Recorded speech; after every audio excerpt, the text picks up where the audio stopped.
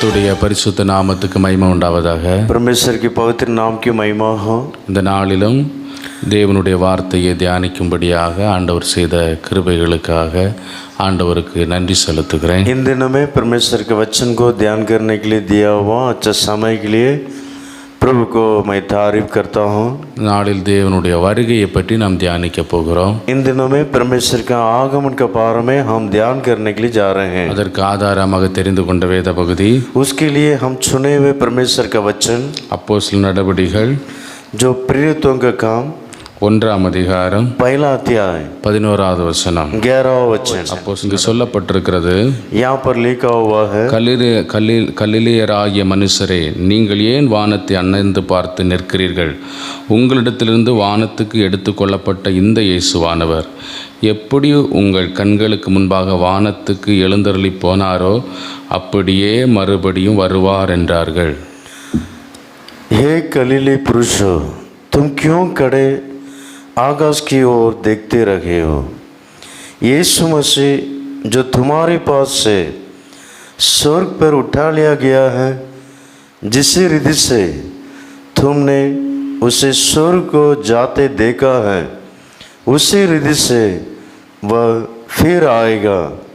இந்த அப்போஸ்தலர் நடபடிகள் 1ஆம் அதிகாரம் 3ஆம் வசனத்தில் பார்க்கும்போது, इस प्रेरितों का काम पहला अध्याय और तीसरा वचन में भी हम देखने के समय में இயேசு பாடுபட்ட பின்பு 40 நாளளவும் அப்போஸ்தலருக்கு தரிசனமானார் என்று சொல்லப்பட்டிருக்கிறது. जो यीशु कष्ट जो क्रूस का कष्ट के बाद 40 दिन अपना चेला लोग से दर्शन दिखा दे रहा था। தரிசனமான நேரத்தில் அவர்களோடு கூட ஆண்டவர் என்ன செய்தார் என்று சொன்னார், தான் உயிரோடு இருக்கிறவராக தெளிவான திருஷ்டாந்தங்களினால தன்னை வெளிப்படுத்தி கொண்டே இருந்தார். जो तीसरा दिन जी उठने के बाद 40 दिन जो था मैं जिंदा है करके अपने आप को वो प्रकट कर रहा था। இயேசு இன்றைக்கும் உயிரோடு இருக்கிறார். वो यीशु मसीह आज भी जिंदा है।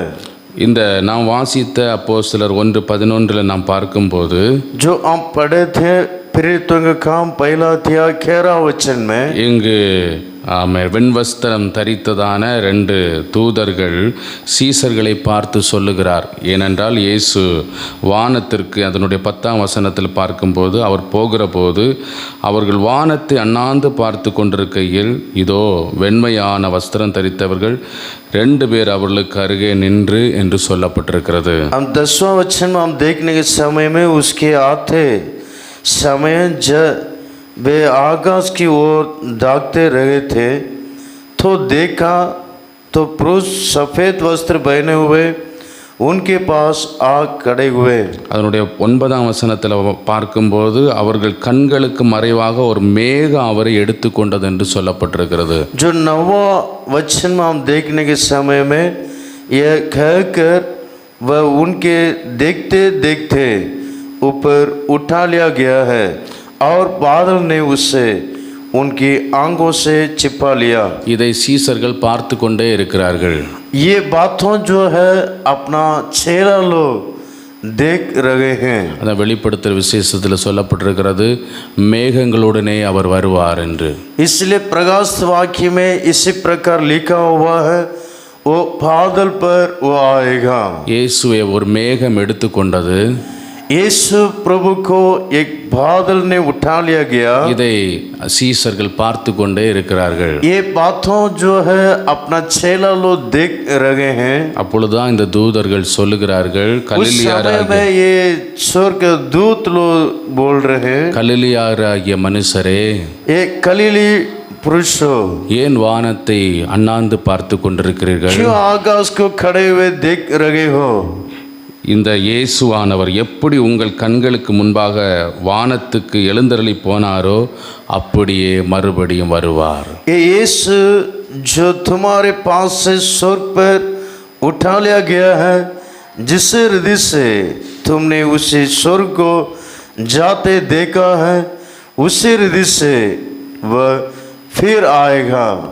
இயேசு மேகங்களுடனே கூட எடுத்துக்கொள்ளப்பட்டார். यीशु बादलों पर वो उठा लिया गया है, மேகங்களுடனே மறுபடியும் வருவார். वो बादलों के साथ फिर आएगा। இன்றைக்கு அநேகருக்கு அந்த விசுவாசம் இல்லை. इन दिनों में बहुत सारे लोगों को उस प्रकार विश्वास नहीं रहता है। 2 பேதுரு புஸ்தகம் அதனுடைய 3ஆம் அதிகாரம் அதனுடைய 3ஆம் வசனம் இப்படி சொல்லுகிறது. दूसरा पत्रोस 3 अध्याय का 3ஆம் வசனம் இப்படி சொல்லுகிறது. 3 अध्याय का 3 वचन इसी प्रकार बोलता है, கடைசி நாட்களில் பரியாசக்காரர்கள் வந்து தங்கள் சுய இச்சைகளின்படியே நடந்து அவர் வருவார் என்று சொல்லுகிற வாக்கு தத்தம் எங்கே என்று சொல்லப்பட்டிருக்கிறது. अंतिम दिनों में ऐसे ठट्टा करने वाले लोग आएंगे जो अपने ही अभिलाषाओं के अनुसार चलेंगे और कहेंगे उसके आने की प्रतिज्ञा कहाँ गई है। இங்கு நாம் பார்க்கிறோம், பரியாசக்காரர்கள் சொல்லுகிற ஒரு காரியம் அவர் வருவார் என்று சொன்ன வாக்கு தத்தம் எங்கே என்று. जो 80 टट्ठा करने वाले लोगों के बारे में यहाँ पर लिखा हुआ है, उन लोग इसी प्रकार पूछेंगे जो आएगा करके, जो वो प्रतिज्ञा कहाँ है, इस प्रकार पूछेंगे। இன்றைக்கு அநேகர் இப்படி தான் சொல்லிக்கொண்டே இருக்கிறார்கள். इन दिनों में भी इसी प्रकार बोल रहे हैं। என்னுடைய சின்ன வயதிலிருந்தே நான் கேள்விப்பட்டு கொண்டே இருக்கிறேன், இயேசு வருவார் இயேசு வருவார் என்று சொல்லுகிறார்கள். ஆனால் இன்னும் இயேசு வரவில்லையே என்று அநேக பரியாசக்காரர்கள் சொல்லி கொண்டு தான் இருக்கிறார்கள். अभी भी बहुत सारे 80 ठट्ठा करने वाले लोग, मैं छोटा 55 से लेकर इस बातों को मैं सुन रहा हूँ, लेकिन अभी भी यीशु नहीं आया करके बोल रहे हैं। இங்கு 9ஆம் வசனத்தில் பார்க்கும்போது தாமதிக்கிறார் என்று சிலர் எண்ணுகிறபடி கர்த்தர் தமது வாக்குத்தத்தத்தை குறித்து தாமதமாயிராமல் ஒருவரும் கெட்டு போகாமல் எல்லாரும் மனம் திரும்ப வேண்டும் என்று விரும்பி நம்மேல் நீடிய பொறுமையாக இருக்கிறார் என்று சொல்லப்பட்டிருக்கிறது. यहाँ पर दूसरा पत्रोस 3 अध्याय का 9वां वचन में पढ़ने के समय में प्रभु क्यों देर करता करके वहाँ पर लिखा हुआ है। प्रभु अपने प्रतिज्ञा के विषय में देर नहीं करता, जैसे देर कुछ लोग समझते हैं, वह तुम्हारे विषय में धीरज धरता है और नहीं चलता चाहता कि कोई नष्ट हो, वरन यह कि सबको मन फिर और अवसर मिले। பிரியமான தேவனுடைய பிள்ளைகளே, परमेश्वर के प्यारे लोगों, இயேசு வருவார் என்று சொன்னார் என்றால் இன்றைக்கு அவர் கொஞ்சம் தாமதம் பண்ணி கொண்டே இருக்கிறார். यीशु आएगा इसी प्रकार बोलने से इन दिनों में वो देर कर रहा है। ஏனென்றால் எல்லா மனுஷரும் ரட்சிக்கப்பட வேண்டும் என்பது, எல்லா மனுஷரும் தேவனுடைய ராஜ்யத்திற்குள் வர வேண்டும் என்பது அவருடைய விருப்பமாக இருக்கிறது. क्यों देर कर रहा है? मतलब सारे लोग परमेश्वर के राज्य में प्रवेश करना प्रभु चाहता है। அதனால் அவருடைய வாக்கு தத்தத்தை குறித்து நாம் சந்தேகப்பட வேண்டாம். इसलिए परमेश्वर ने किया हुआ प्रतिज्ञा पर कोई भी शक न करना। ஆண்டவர் எல்லாரும் ரட்சிக்கப்பட வேண்டும் என்பதற்காக பொறுமையோடு கூட காத்திருக்கிறார். प्रभु ने सारे लोग उद्धार पाने के लिए वो धीरज के साथ जो रहता है। யோவான் எழுதின சுவிசேஷம் 14ஆம் அதிகாரம் அதனுடைய 1-2 வசனங்களை நாம் பார்க்கும்போது அங்கு யோவான் எழுதின சுவிசேஷம் யோவான் சொல்லும்போது இப்படி சொல்கிறார், உங்கள் இருதயம் கலங்காதிருப்பதாக தேவனிடத்தில் விசுவாசமாயிருங்கள், என்னிடத்தில் விசுவாசமாயிருங்கள் என்று சொல்லுகிறதை குறித்து பார்க்கிறோம். जो यूहन्ना का सुसमाचार 14 अध्याय और पहला 2 वचन में यीशु प्रभु ने इसी प्रकार बोला, वचन को हम पढ़ सकते हैं, तुम्हारा मन व्याकुल न हो, परमेश्वर पर विश्वास रखो और मुझ पर भी விசுவாஸ் ரக்கோ. 2ஆம் வசனத்தில் பார்க்கும்போது என் பிதாவின் வீட்டில் அநேக வாசஸ்தலங்கள் உண்டு, அப்படி இல்லாதிருந்தால் நான் உங்களுக்கு சொல்லி இருப்பேன், ஒரு ஸ்தலத்தை உங்களுக்கு ஆயத்தம் பண்ண போகிறேன் என்று சொல்லுகிறார்.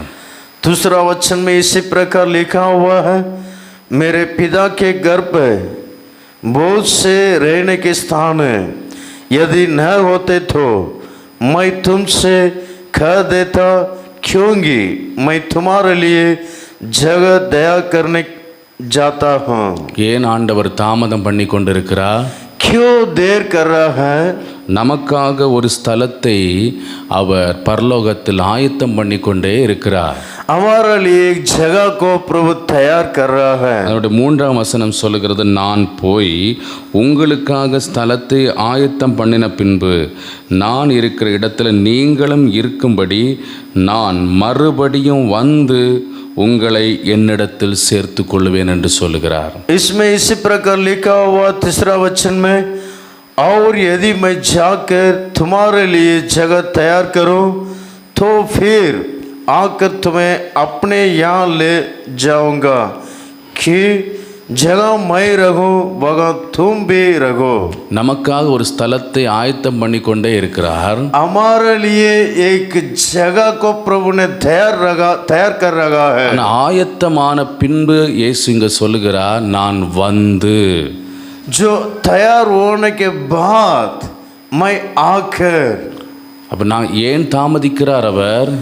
फिर क्यों परमेश्वर ने देर कर रहा है? நமக்காக பரலோகத்தில் கட்டப்பட்டு கொண்டிருக்கிற வீடு இன்னும் ஆயத்தமாகவில்லை.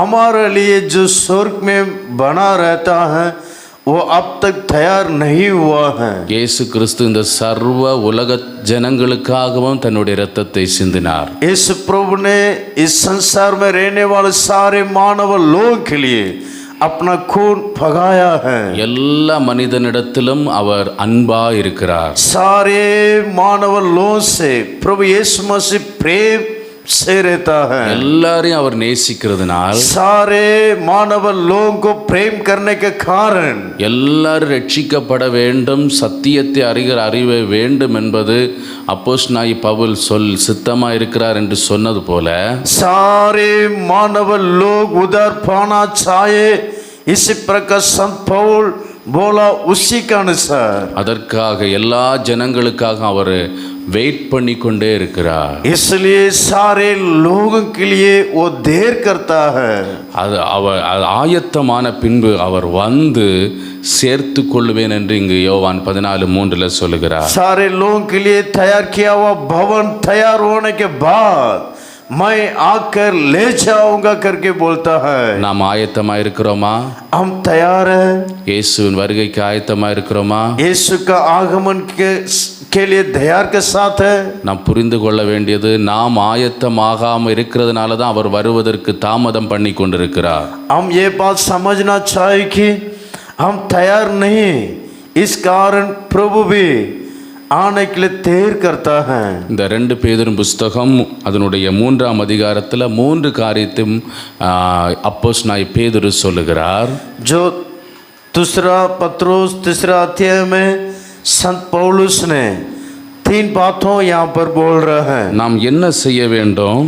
हम क्या करना चाहिए? நாம் ஆயத்தமாக இருப்பதற்கு பரிசுத்தமாக இருக்க வேண்டும். हम तैयार के साथ रहने के लिए पवित्रता के साथ रहना है। இரண்டாவது காத்திருக்க வேண்டும். दूसरा बाट होना है। மூன்றாவது ஜாக்கிரதையா இருக்க வேண்டும். तीसरा हम एक सावधान से रहना है। 2 பேதுரு 3:11 இப்படி சொல்லப்பட்டிருக்கிறது.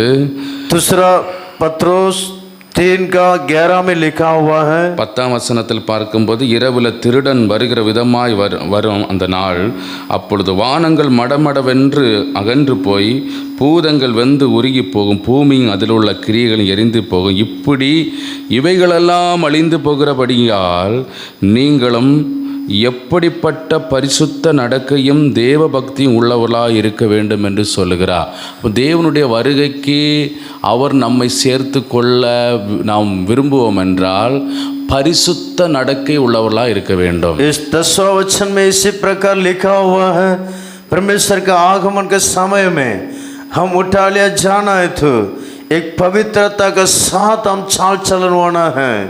ரெண்டாவதாக நாம் பார்க்கும்போது காத்திருக்கணும். 13ஆம் வசனம் சொல்கிறது, அவருடைய வாக்கு தத்துவத்தின்படியே நீதி வாசமாயிருக்கும், புதிய வானங்களும் புதிய பூமியும் உண்டாகும் என்று காத்திருக்கிறோம் என்று சொல்லப்பட்டிருக்கிறது. 13 वचन में इसी प्रकार लिखा हुआ है, हम धीरज के साथ बाट जाना है. இயேசு வருவார் என்கிற ஒரு வெயிட்டிங், காத்திருக்கிற நமக்கு தேவை. परमेश्वर यीशु मसीह आएगा, इसी प्रकार हम बाट जाना हम अवसर है. ஆமென். பிரியமான தேவ பிள்ளைகளே, परमेश्वर के प्यारे लोगों, இந்த 14ஆம் வசனத்தில் நாம் பார்க்கும், ஆகியால் பிரியமானவர்களே, இவைகள் வர காத்திருக்கிற, தேவனுடைய வருகை வர காத்திருக்கிற நீங்கள் கரையற்றவர்களும் பிழையற்றவர்களுமாய் சமாதானத்தோடே அவர் சந்நிதியில் காணப்படும்படி ஜாக்கிரதையாயிருங்கள்னு சொல்லப்பட்டிருக்கிறது. और 14 वचन में इसी प्रकार लिखा हुआ है, इसलिए हे प्रियो, जबकि तुम इन बातों की आशा रखते हो तो यत्न करो कि तुम शांति से उसके सामने निष्कलंक और निर्दोष ठहरो. அப்படி என்றால் நாம் எப்படி ஜாக்கிரதையாக இருக்க வேண்டும்? हम किसके लिए एक सावधान रहना है? கரையற்றவர்களும் பிழையற்றவர்களுமாக நம்மை, ஆமென், எந்த கரையும் படாமல் எந்த பிழையும் இல்லாமல் நம்மளை காத்து நாம் ஜாக்கிரதையாக இருக்க வேண்டும். निष्कलंक और निर्दोष ठहरना, ऐसा ही एक जीवन बिताना है. பிரியமான தேவ பிள்ளைகளே, परमेश्वर के प्यारे लोग हो, இந்த நாளிலும் ஒரு சிம்பிளா தேவனுடைய வருகையை பற்றி நாம் தியானித்தோம். इन दिनों में छोटा से छोटा एक संदेश प्रभु के आगमन के बारे में हम ध्यान किए थे. அப்போஸ்தலர் 1 அதில் சொல்லப்பட்டிருக்கிற வார்த்தையின்படி கலிலியா प्रेरितों का पहला अध्याय में जिस प्रकार लिखा हुआ है, ஏன் வானத்தை அண்ணாந்து பார்த்து கொண்டிருக்கிற இயேசு மறுபடி வருவார் என்று சொல்லப்பட்டிருக்கிற வார்த்தையின்படி, क्यों आकाश और गड़े हुए देखते हैं, वो जो यीशु मसीह जैसा उठा ले गया वैसे ही वो आएगा. இயேசு கண்டிப்பாக வருவார். यीशु जरूर आएगा, ஏனென்றால் அவர் தாமதித்து கொண்டிருக்கிறார். क्योंकि वो देर करता है. ஏன் நாம் இன்னும் ஆயத்தமாக வேண்டிய பகுதிகள் இருக்கிறது. हम और भी तैयार होने का कुछ काम है. நாம் ஜாக்கிரதையாய் பரிசுத்தமாய் தேவ சமூகத்தில் காத்திருந்து, ஆண்டவரே ஆமை என்னை தகுதிப்படுத்தும் என்று, உம்முடைய வருகைக்காக என்னை ஆயத்தப்படுத்தும் என்று கேட்போம். கர்த்தர் நம்மையும், ஆமென், எல்லா தீங்குக்கும் விலக்கி காத்து அவருடைய வருகைக்கென்று நடத்துவாராக. हम भी सावधान के साथ निष्कलंक निर्दोष ठहरते हुए हमारा जीवन को बिताने से प्रभु का आगमन के समय में हम भी उठा ले जाने के लिए परमेश्वर हमको मदद करेगा. आमीन. आमीन. God bless.